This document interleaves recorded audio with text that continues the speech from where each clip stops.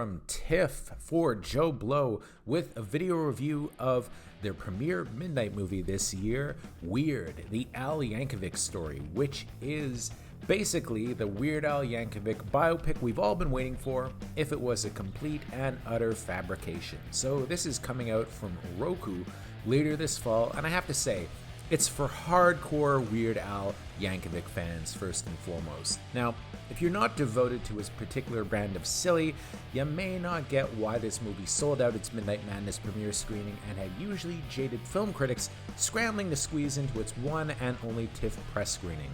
For us misfits, Al is a big part of our lives.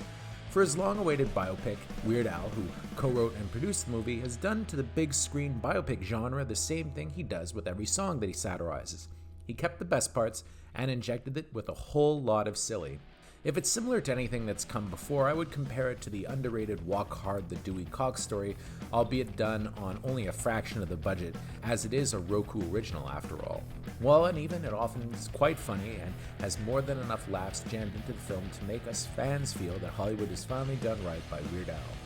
Of course, being a Weird Al movie through and through, don't expect anything even remotely based on reality to show up. The film spoofs all of the biopic standards, from the strict, unloving dad, played by the great Toby Huss of *Halt and Catch Fire*, and doting mom, played by the always lovely Julianne Nicholson, to hooking up with a wise mentor, Rainn Wilson's Dr. Demento, and his battles with the bottle and eventual blood-soaked rampage through Colombia to face off with Pablo Escobar. See what I mean when I say it's not necessarily based in reality? Oddly enough, the movie is at its best when it's lower key, with the early teen years featuring a pretty funny scene where a young Weird Al gets busted for being at, what else, a polka party. The bits where he comes up with My Bologna and another one rides the bus on a dare from Jack Black's Wolfman Jack and David Dashmalian's John Deacon are some of the funniest bits in the movie. The legions of cameos prove just how beloved Weird Al is, with a who's who of the comedy world showing up. Daniel Radcliffe pours his heart into playing Yankovic, sporting a shredded physique that nods at how incredibly buff actors often play famously non-buff singers. Al himself does all the singing, but Radcliffe has an innocence about him that makes for a convincing Weird Al. Evan Rachel Wood is also really funny as the movie's version of Madonna, who's portrayed here as a femme fatale out to suck the life out of Al, with the payoff to her arc being one of the funniest things in the movie. There's also a central joke surrounding the writing of Eat It that takes the film in another direction that I'm not going to spoil here, but suffice to say, the hilarity of the first act starts to lag a little bit in the middle.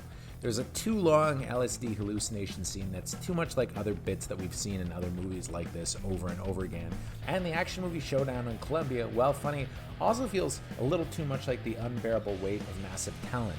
I mean, it was kind of the same thing that was done just recently, right?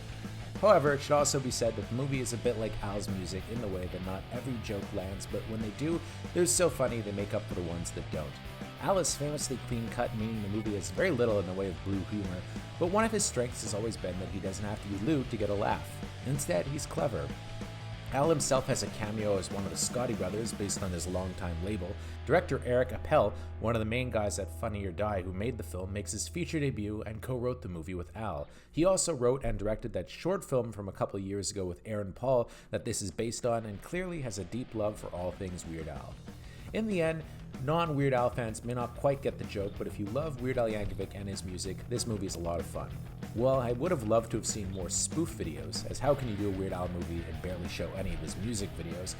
Or for them to tackle UHF, I still laugh more often than not, and we'll probably check this out again when it hits streaming, so I give it a solid 7 out of 10, if you're a hardcore Weird Al fan, that is. If you're not into Weird Al, you may think a little less of it, but hey, if you're watching this, good chance you're a Weird Al fan after all, aren't you?